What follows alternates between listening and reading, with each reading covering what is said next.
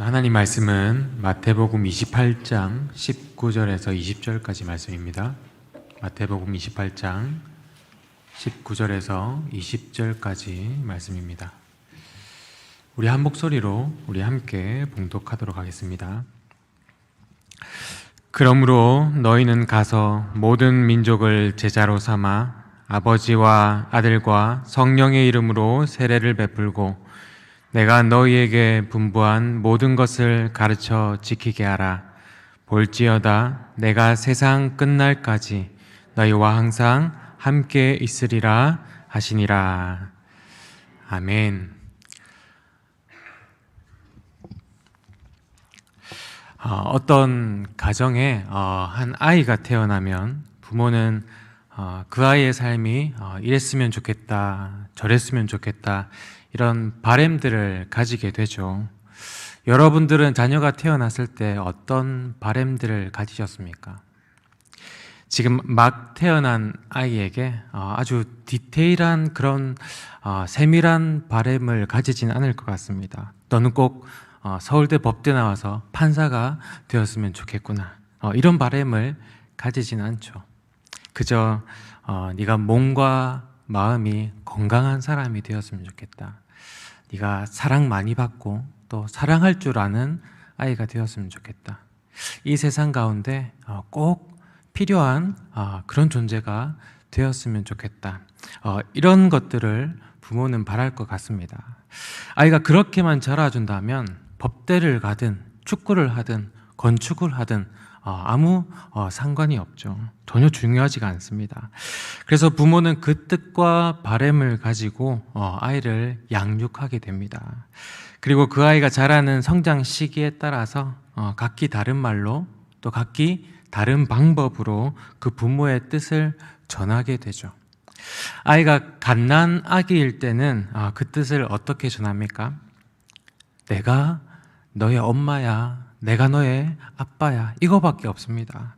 아이가 자신의 엄마 아빠를 인식하는 것, 그래서 엄마 아빠한테 꼭 붙어가지고 애착을 형성해서 먼저 부모의 사랑을 충분히 받는 것, 그때는 이게 가장 중요한 것입니다. 그러다가 그 아이가 자라서 유아기가 되고 아동기가 되면 이제 부모는 아이가 좋아하는 음식이나 또 장난감 같은 걸로 유혹하면서 또 동기부여를 하면서 삶의 규칙들을 알려주고 또 세상에 대한 호기심을 가질 수 있도록 그 영역을 넓혀주죠. 세상에 대해서 좋은 정서를 가지게 합니다. 그리고 또 아이가 자라가지고 청소년이 되면 어떻습니까? 이제는 학교나 학원에 보내면서 지식을 좀 더 체계적으로 배우게 합니다. 그리고 가족만큼이나 중요한 친구 관계도 가지게 하죠. 그리고 그 아이가 청년이 되었습니다. 이제 부모는 잔소리나 직접적인 그런 가르침은 좀 많이 줄어들기는 하지만 그 대신 뭐합니까? 아이에게 돈을 대주고요, 응원해주고 지지해주고 세상에서 그 아이가 실패하더라도 다시 일어설 수 있도록 버팀목이 되어줍니다. 그리고 그 청년이 더 자라서 결혼도 하고 아이도 낳고 장년이 되었습니다. 그러면 부모는 한 발 더 물러서게 되지만 그래도 아이가 태어났을 때 가졌던 그 바람은 조금도 꺾임이 없죠. 여전히 바라보고 기대하고 응원하며 기도합니다. 언제까지요? 생을 마감할 때까지. 각 가정마다 가운도 다르고 가족의 문화도 다르고 세밀한 사항들은 다 다를지 몰라도 자녀들을 향한 그 부모님의 그 큰 뜻은 거의 비슷할 것입니다. 다만 그 뜻이 자녀들의 그 성장 시기에 따라서 다른 언어와 다른 규칙과 또 다른 방법으로 전해진다는 거죠. 오늘은 우리가 이런 방법으로 부모의 시점에서 성경 전체를 한번 바라봤으면 좋겠습니다. 하나님이 우리의 부모님이시고요, 그리고 우리 인류 전체를 성장하고 있는 한 자녀로 보자는 겁니다. 그런 관점으로 성경을 봤더니 부모가 자녀를 양육하는 그런 모습과 참 비슷하다는 것입니다. 그래서 인류가 자라고 성장할 때마다 하나님께서는 각기 다른 방법으로 주신 메시지가 있겠죠. 시기마다 다른 메시지이지만 그것들이 향하고 있는 그 방향과 또 하나님의 큰 뜻이 무엇인가 우리가 한번 살펴보자는 겁니다. 그래서 지금 우리는 어느 시기에 와 있고 또 지금 하나님이 우리에게 원하시는 그 단계는 무엇인가 그것을 살펴보는 것이 오늘의 목표입니다. 그럼 제일 먼저 우리가 하나님께서 이 세상을 창조하신 그때로 우리가 한번 올라가 보십시다. 그때 하나님은 이 인류에게 어떤 하나님의 뜻을 전하셨을까요? 창세기를 보면 하나님께서 아담에게 단 한 가지 하나님의 뜻을 전하셨습니다. 생육하고 번성하고 땅에 충만하라. 땅을 정복하라. 동산에 있는 모든 나무의 열매는 네 마음대로 먹되 저 선악을 알게 하는 나무의 열매는 먹지 말라. 네가 먹는 날에는 반드시 죽으리라. 하나님은 아담에게 십계명과 같은 그런 뜻을 전하지 않으시고 단 한 가지 선악과 먹지 마라. 이것이 하나님의 뜻이었습니다. 왜 이것이 하나님의 중요한 뜻이었을까요? 지금 이 시기에 인류는 막 태어난 갓난 아기의 시기죠. 그래서 아무것도 모릅니다. 세상에 대한 지식도 없고 나라도 없고 사회도 없습니다. 가족의 개념도 없습니다. 이때 인류는요, 선과 악조차도 알지 못하는 그런 갓난 아기의 상태였죠. 이 시기에 부모가 할 수 있는 최선의 메시지는 무엇입니까? 내가 네 엄마다. 이것밖에 없습니다. 하나님께서 선악과를 먹지 말라고 한 것도 이거 똑같은 말씀이죠. 네가 그 선악과를 보면서 선악과를 먹지 말라고 하는 나의 말에 네가 순종을 하면서 내가 너의 하나님인 것을, 내가 이 세상의 창조주인 것을 기억하라. 내가 너의 엄마야. 이것을 말씀하신 것입니다. 이것이 하나님의 최초의 하나님의 뜻이었습니다. 그런데 여러 세대가 지나면서 이제 또 인류가 자라났습니다. 이제 인류의 나이가 유아기, 아동기에 접어들고 있습니다. 이제 인류는요, 이제 어느 정도 선과 악을 알게 되고 세상에 대한 호기심도 제법 있습니다. 이제 초등학교에 입학해서 하나님 나라에 대해서 배워야 하는 그런 시기가 되었습니다. 이 시기에 하나님은 어떻게 그 하나님의 뜻을 전하셨을까요? 하나님께서는 아브라함을 찾아가셔서 이렇게 말씀하셨습니다. 너는 너의 아비의 집을 떠나서 내가 보여줄 땅으로 가라. 그곳에서 너로 큰 민족을 이루고 내가 너의 이름을 창대하게 하리라. 이것이 하나님의 뜻이었습니다. 그리고 아브라함은 그 하나님의 말씀에 순종해서 가나안 땅으로 갔죠. 그런데 이때 순종하며 떠났던 이 아브라함의 믿음을 우리는 알고는 있지만 이것을 우리가 믿음으로 보지 말고 아주 인간적으로 한번 바라봤으면 좋겠습니다. 아브라함을 아동기에 접어든 인류로 보자는 거죠. 만약에 아브라함을 그런 어린이로 본다면 그 어린이는 무엇 때문에 하나님의 말씀에 순종을 했을까요? 어린이들은 옳고 그름이나 어떤 가치와 의미보다는 무엇에 더 이끌리는 시기입니까? 맛있는 음식이나 달란트나 선물이나 당장의 눈앞의 이익에 더 이끌리는 시기죠. 아브라함도 하나님에 대해서 자세히 알고 있거나 관계를 맺으며 살아갔던 사람은 아니었을 것입니다. 아브라함의 아버지가 우상을 깎아 만들던 사람이라는 것만 봐도 우리는 알 수가 있죠. 아브라함은 인간적으로 하나님의 제안에 끌리는 것이 있었습니다. 그것이 무엇이었습니까? 자녀가 없던 아브라함의 부부에게 하나님께서 그 자녀를 주신다는 약속이었죠. 먼 미래에 그 큰 민족의 약속보다는 당장 자녀를 준다는 그 하나님의 제안에 끌려서 그렇게 믿음의 길을 시작했을 수도 있다는 것입니다. 그렇게 믿음의 길을 시작하고 가다 보니까 이제 하나님을 더 알게 되고 그 약속을 더 신뢰하게 된 것이죠. 하나님은 그런 방법으로 이 시기에 인류에게 하나님의 뜻을 전하시고 또 하나님 나라를 세워 가셨던 것입니다. 그리고 또 여러 세대가 또 지났습니다. 인류는 더 성장했습니다.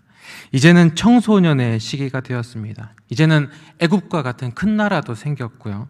이제 조직과 시스템과 문화와 학문도 생겨났습니다. 인류의 이 수준이 이제는 많이 높아졌죠. 우리가 교회 학교만 봐도 섬겨봐도 사실 초등학생까지는 말이 잘 통하지가 않습니다. 그 시기에는 많은 설명보다는 좋은 정서를 만들어주는 것이 훨씬 더 효과적이죠. 그런데 중학생부터는 이제 말이 조금씩 통하기 시작합니다. 그래서 좀 어려운 설명도 가능하게 되죠. 그래서 하나님은 이때부터 본격적으로 하나님의 뜻을 구체적으로 드러내기 시작하셨습니다. 그것이 바로 십계명입니다. 십계명. 그 십계명에는 인류를 향한 하나님의 뜻이 아주 분명하게, 아주 선명하게 다 담겨 있습니다. 그 뜻을 돌판에 친히 쓰시고 하나님의 백성들에게 주시면서 하나님은 그들과 언약을 맺으셨죠. 언약을 맺을 때 하나님은 이렇게 말씀하십니다. 출애굽기 19장 5절에서 6절 말씀을 보면 세계가 다 내게 속하였나니 너희가 내 말을 잘 듣고 내 언약을 지키면 너희는 모든 민족 중에서 내 소유가 되겠고 너희가 내게 대하여 제사장 나라가 되며 거룩한 백성이 되리라. 너희가 나의 이 계명을 잘 지키면, 잘 순종하면 나는 너희의 하나님이 되고 너희는 나의 백성이 될 것이다. 이것이 그들과 맺은 하나님의 언약이었습니다. 이에 이스라엘 백성들은 대답합니다. 우리가 하나님의 계명을 잘 준행하겠습니다. 그래서 이 언약의 핵심은 바로 순종입니다. 순종을 조건으로 하는 그런 계약이었죠. 이것을 우리는 옛 언약, 즉 구약이라고 부릅니다. 그리고 하나님께서는 그 십계명을 잘 지킬 수 있도록 세부적인 율법도 알려주셨습니다.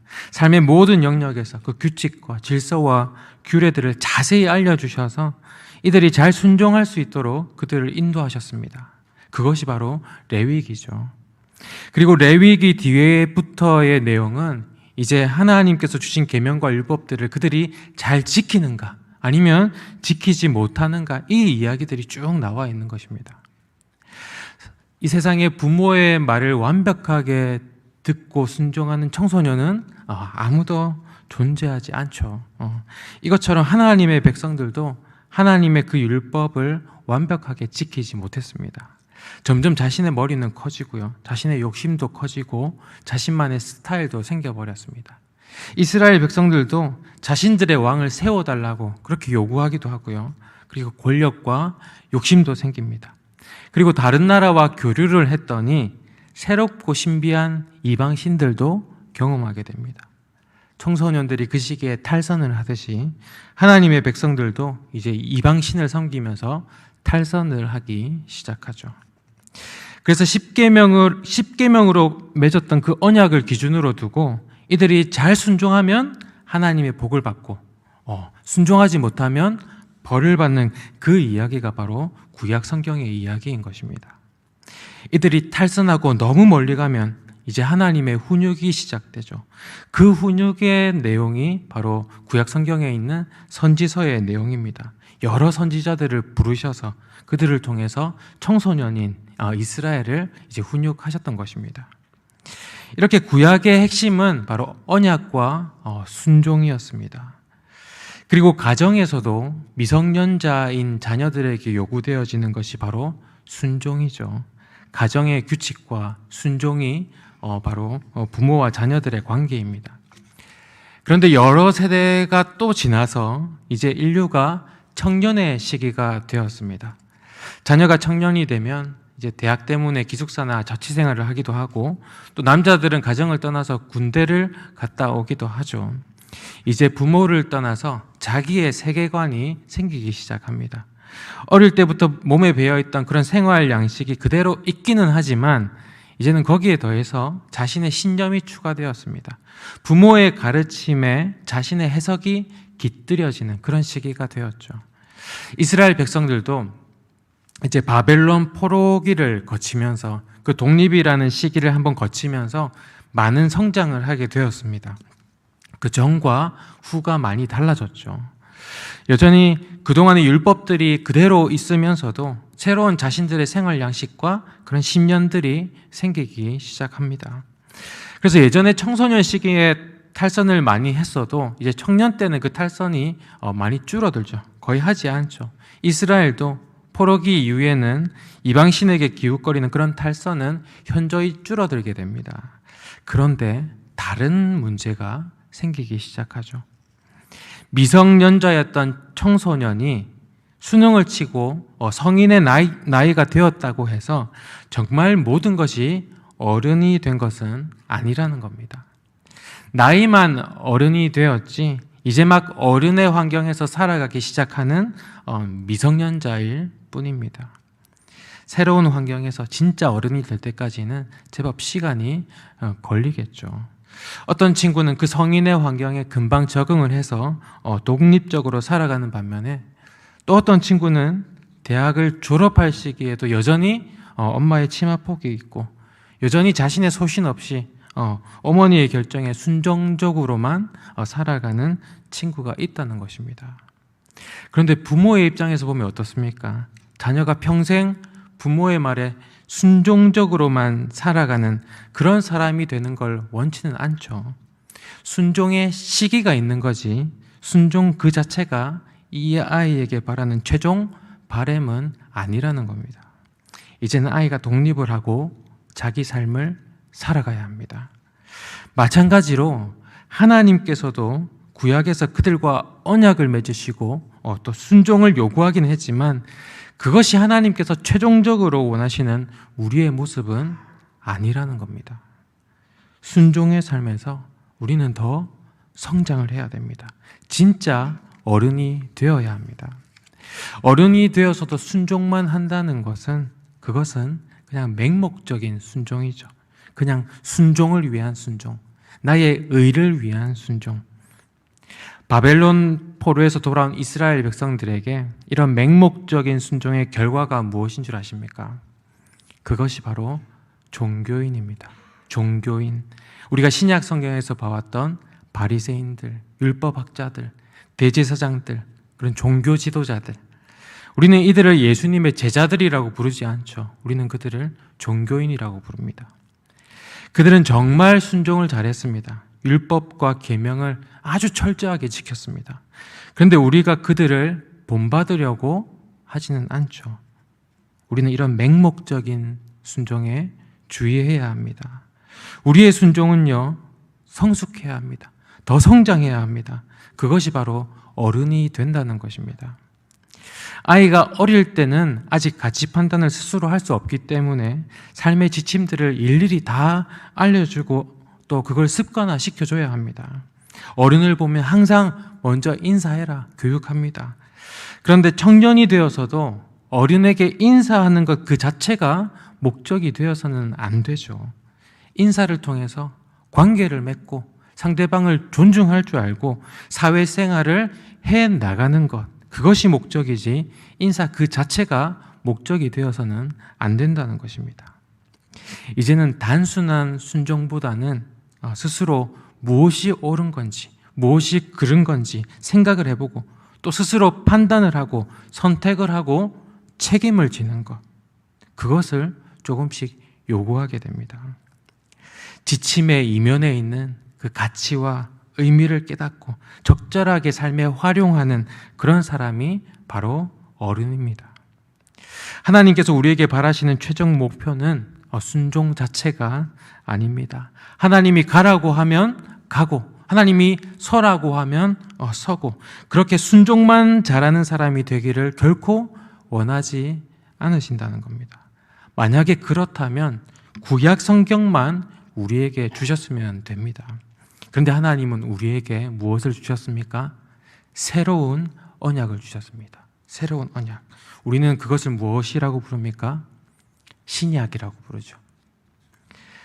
구약에서의 그 많은 계명과 율법과 규례들이 향하고 있는, 바라보고 있는 그 가치와 목적을 예수님께서는 단 한 줄로 요약해서 우리에게 말씀해 주셨습니다. 무엇입니까? 서로 사랑하라. 서로 사랑하라. 우리의 순종은요, 이 사랑으로 성장해야 됩니다. 이게 바로 신약의 메시지입니다. 그래서 예수님께서는 이 땅에 오셔서 무엇을 하셨습니까? 구약의 그 계명과 율법들을 새롭게 해석해 주셨습니다. 율법 속에 깃든 그 의미와 가치들을 다시 보게 해 주셨습니다. 그 율법들을 쓸데없는 것이라고 폐한 것이 아니죠. 그 율법을 사랑으로 완성하셨습니다. 그 내용들이 바로 사복음서의 내용들이죠. 그리고 사도 바울은 그 예수님의 해석들을 신학적으로 정리를 했습니다. 그것이 신약 성경의 서신서죠.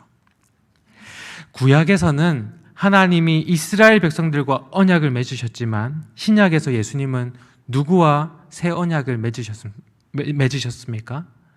고작 12명의 제자들과 새 언약을 맺으셨습니다. 예수님께서 이 땅에 오셔서 수많은 사역들을 하셨지만 그 중에서 가장 많은 에너지를 쏟았던 것이 바로 이 제자들이었습니다. 공생애를 시작하시자마자 제자들을 부르시고 그들과 함께 먹고 함께 자고 함께 사역을 하고 그리고 하나님 나라의 그 비밀들을 그들에게 가르쳐 주셨습니다. 요한복음 13장 1절에 보면 예수님께서 이렇게 말씀하십니다. 세상에 있는 자기 사람들을 사랑하시되 끝까지 사랑하시니라. 예수님은 제자들을 끝까지 사랑하셨습니다. 예수님을 돈으로 팔고 배신했던 그 가룟 유다까지도 예수님은 끝까지 사랑하셨습니다. 그리고 그들에게 새 계명을 주셨죠. 요한복음 13장 34절에서 35절 우리 이 새 계명을 우리 함께 다시 한번 읽어보겠습니다. 새 계명을 너희에게 주노니 서로 사랑하라. 내가 너희를 사랑한 것 같이 너희도 사랑하라. 너희가 서로 사랑하면 이로써 모든 사람이 너희가 내 제자인 줄 알리라. 아멘. 구약에서는 하나님께서 10계명을 주시면서 이 계명을 너희가 순종하면 너희는 내 백성이다. 이 순종을 조건으로 한 언약이었다면 신약에서는 예수님께서 어떤 조건으로 말씀하셨습니까? 너희가 서로 사랑하면 내가 너희를 사랑한 것 같이 너희도 서로 사랑하면 너희는 내 제자다. 이전에는 그들에게 기준이 되었던 것은 모세가 받은 율법이었는데 이제는 그 기준이 바뀌었습니다. 제자들이 받은 그 예수님의 사랑이 기준이 되었던 것입니다. 그래서 구약에서 그랬던 것처럼 미성년자일 때 그랬던 것처럼 그냥 맹목적인 순종으로 머물지 말고 예수님께서 지향하셨던 예수님께서 목적하셨던 그 사랑에까지 나아가라는 겁니다. 그래서 예수님은 제자들을 마냥 사랑하기만 하신 것이 아니라 제자들을 세상으로 또 보내셨죠. 그게 오늘 우리가 읽었던 본문 말씀입니다. 마태복음 28장 19절에서 20절에 이 예수님의 이 말씀을 우리가 다시 한번 우리 함께 읽어보겠습니다. 그러므로 너희는 가서 모든 민족을 제자로 삼아 아버지와 아들과 성령의 이름으로 세례를 베풀고 내가 너희에게 분부한 모든 것을 가르쳐 지키게 하라. 볼지어다 내가 세상 끝날까지 너희와 항상 함께 있으리라 하시니라. 너희는 가서 모든 민족을 제자로 삼아라. 여기서 제자를 삼는다는 것은 예수님께서 하셨던 것처럼 제자를 사랑한다는 거죠. 너희가 여기에 머무르지 말고 이 예루살렘에 머무르지 말고 너희에게 편한 사람들과만 지내지 말고 내가 너희들을 제자 삼았던 것처럼 너희도 똑같이 가서 제자 삼아라. 우리가 그저 맹목적인 순종에만 머물러 있다면 우리가 제자들에게 가르쳐 줄 수 있는 것은 그저 우리가 지키고 있는 지침들과 전통들밖에 없습니다. 예배 잘 참석해야 되고 헌금해야 하고 어느 정도가 지나면 세례를 받아라. 그리고 봉사도 꼭 하나 이상은 해야 돼. 시간이 지나면 권사가 되고 장로가 되고 이런 것들밖에 없습니다. 하지만 성숙한 순종을 한다면 그 지침 이면에 있는 그 사랑의 기준으로, 그 예수님을 기준으로 우리는 다양한 가르침을 줄 수 있다는 것입니다.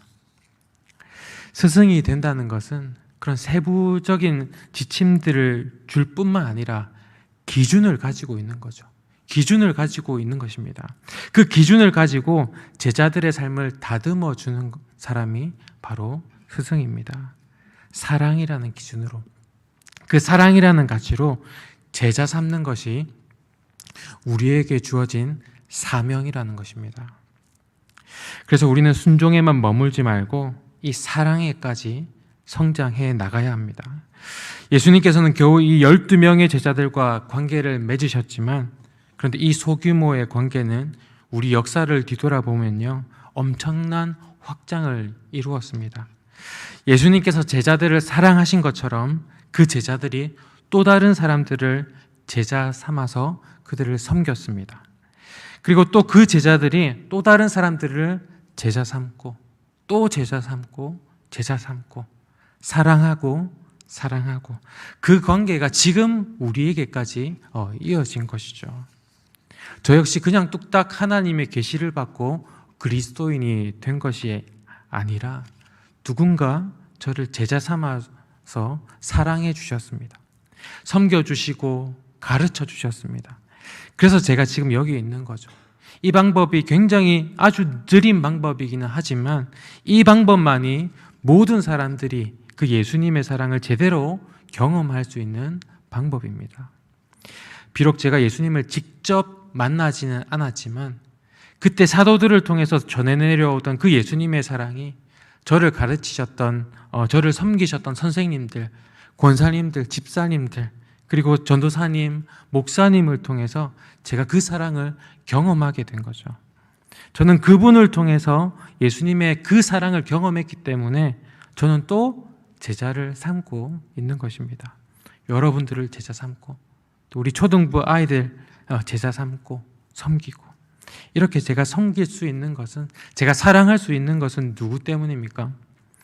제자들이 배반하고 실족할지라도 그래도 끝까지 그들을 사랑하신 그 예수님의 사랑이 가장 먼저 있었기 때문에, 그 사랑이 존재했기 때문에, 그래서 제가 지금 사랑할 수가 있는 것입니다. 이것이 바로 기독교의 조직입니다. 기독교는요, 그저 순종과 희생만 강요되는 그런 상명하복의 조직이 아닙니다. 카리스마 있는 능력자의 명령을 중간 리더가 전달하고 또 전달해서 모두가 복종케 하는 그런 조직이 결코 아니죠. 예수님의 그 섬김이, 그 사랑이 제자들을 감동케 하고, 또 그 제자들은 그들의 제자들을 섬기고 사랑해서 또 그들을 감동케 하고, 그렇게 섬김으로 따르고 싶게 만드는 조직, 그런 조직이 바로 우리 기독교의 조직입니다. 그래서 우리에게는요, 소모임이 아주 중요하다는 겁니다. 예수님과 12제자의 관계처럼 우리 순, 우리 구역, 우리 반, 우리 부서, 우리 성교회, 이런 소모임이 정말 중요하다는 겁니다. 서로 섬기고 사랑하고 관계 맺는 이 모임을 통해서 우리 모두가 그 예수님의 섬김을 받게 되고요, 또 세상은 우리를 보면서 그리스도의 제자인 것을 알게 되는 것입니다. 너희가 서로 사랑하면 이로써 모든 사람들이 너희가 내 제자인 것을 알리라. 마지막으로 우리 한국 교회를 이제 한번 돌아봤으면 좋겠습니다. 지금 한국 교회는 이 성장의 진동 가운데 있는 것 같습니다.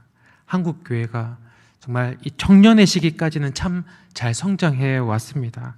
율법에 대한, 또 교회의 전통에 대한 순종과 헌신은 참 잘하는 그런 청년인 것 같은데, 그 이상의 가치와 기준을 세상에 제시하는 것에서는 아직 조금 부족한 것 같습니다. 이제는 우리가 성숙해야 하는데, 어른이 되어야 하는데, 그것을 위해서 지금 진통의 시기를 겪고 있는 것 같습니다. 어릴 때일수록 부모님이라는 그 권위자가 중요하지만 자라는 날수록 이제 본인의 기준과 선택과 그 책임이 더 중요해지죠. 우리나라는 이미 많은 성장을 했습니다. 예전에는 카리스마적인 그런 리더십이 필요했고 또 중요했지만 지금은 어떻습니까? 개인이 더 중요해지고 있는 그런 시기입니다. 우리 사회는요, 많이 성장했습니다. 그런데 교회는 아직 완전한 어른이 되지는 못한 것 같습니다. 그래서 이 시대를 따라가지 못하는 것 같고, 그래서 세상은 교회를 이 시대의 어른으로 봐주지는 않는 것 같습니다. 교회가 이 시대를 이끌고 가는, 그냥 영향력을 끼치는 그런 리더가 되고 있지 않다는 겁니다. 그게 참 안타깝죠. 그런데 이것이 오히려 성장의 신호가 됩니다. 그냥 우리 교회의 전통과 지침에만 묶여 있는 것이 아니라 정말 교회가 지향하는 그 정신이 무엇인지, 예수의 정신이 무엇인지, 그 사랑의 가치가 어떤 것인지를 우리가 이 세상에 보여주고 이 세상을 이끌어 나가야 한다는 것입니다. 그때 우리가 전도할 수 있겠죠. 그때 사람들이 우리를 보면서 저 사람들은 정말 예수를 따르는 그리스도인들이구나. 저들은 예수를 닮아가는 사랑꾼들이구나. 그렇게 불러준다는 것입니다. 여러분, 오늘 말씀으로 우리를 한번 돌아보십시다. 나의 순종은 지금 성장하고 있는가? 그냥 맹목적인 순종에만 머물러 있는지, 아니면 그 순종이 바라보고 있는 그 가치와 의미를 깨닫고 있는지 우리가 한번 돌아봤으면 좋겠습니다. 그리고 여러분, 제자 삼으시기 바랍니다. 이것이 참 중요한 것 같습니다. 그냥 교회에서 내가 편한 사람들이랑만 오래 머무는 것이 아니라 가서 제자 삼으시기 바랍니다. 내가 성숙해서 제자를 삼는 사람이 될 수도 있지만 그 반대로 내가 누군가를 섬기기 때문에, 내가 누군가를 제자 삼고 있기 때문에 내가 성숙해질 수도 있는 거거든요. 오늘 예수님께서 제자들에게 하신 말씀을 바로 여러분들에게 하시는 말씀으로 받으시기 바랍니다. 가서 제자 삼으십시오. 그래서 정말 우리 교회의 이 이름처럼 애광, 사랑의 빛으로 세상을 비추는 그런 애광인들이 되시기를, 그리스도의 제자가 되시기를 간절히 바랍니다. 기도하겠습니다. 하나님 아버지, 우리 애광의 모든 성도들을 하나님의 자녀 삼아 주시고 또 예수님의 제자로 불러주셔서 감사합니다. 우리에게 말씀을 주시고 순종할 마음도 주셔서 하나님의 뜻 안에서 한 걸음 한 걸음 성장하게 하심도 감사합니다. 또한 이 애광교회라는 이 울타리 안에서 우리를 서로 만나게 하시고 또 서로 사랑하게 하셔서 예수님의 그 뜻을 맡은 자로 살아가게 하심도 감사합니다. 하나님, 우리가 더욱 성장하고 성숙하기 원하오니 우리가 이곳에 머무르지 않게 하시고 가서 제자 삼으라고 하신 그 말씀 깊이 새기고 세상을 품으며 또 다음 세대를 섬기며 그리스도의 사랑을 널리 전파하는 우리 모두가 되게 하여 주시옵소서. 그 일에 우리 애광교회를 사용해 주시고 우리를 이끌어 주시옵소서. 예수님 이름으로 기도드립니다. 아멘.